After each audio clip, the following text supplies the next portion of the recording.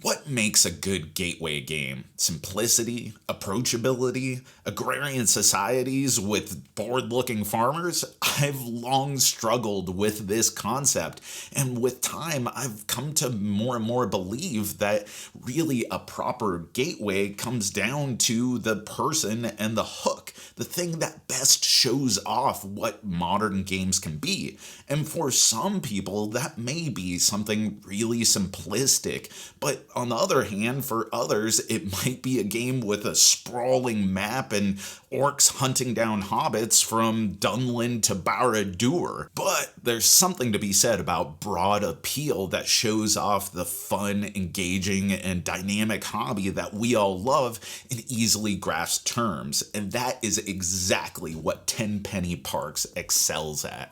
Amusement parks, you're building them. Across 5 rounds, you'll use 3 workers to landscape, expand, and outfit your amusement park with attractions of varying shapes, which in turn net you joy, thrill, and awe, each being means of securing extra points, but also jockeying for best position in each track gives you special rewards, from an extra worker the following round to claiming first player to getting a bump on income production. Once 5 rounds are down, players cash in points for their attractions, any of the 3 tracks that they reach to 8 or higher, some bonus points for having a baller amount of attractions, and 2 to 3 secret goals they picked at the beginning of the game.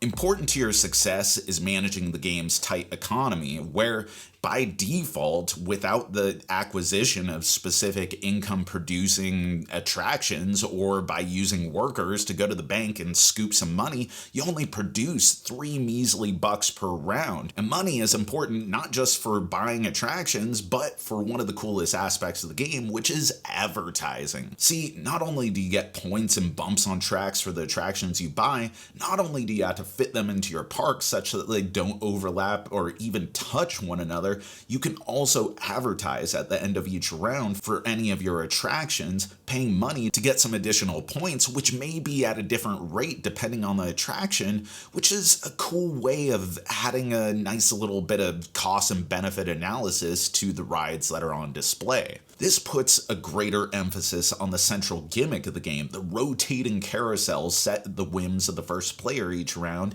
that modifies the cost of each category of attraction, increasing some, decreasing others. While the jaded Longhorn gamer may dismiss this cute inclusion as being a little bit fluffy, I love that it is both functional and totally thematic, while also having that toy-like wow factor that just makes you want to put your hands on it, which is the same sort of attraction that brought a lot of us into the hobby in the first place. And that's the real key here. Tenpenny on its own is cohesively solid, if not remarkable in any specific way. It's a tight worker placement with some clever spatial arrangement puzzling to contend with that amounts to a good time, though dedicated fans of worker placement may crave more depth. But for new gamers or those preferring shorter or less complex games, it bridges a gap, showcasing these mechanisms in brilliant ways and touching on some of the best things our hobby has to offer.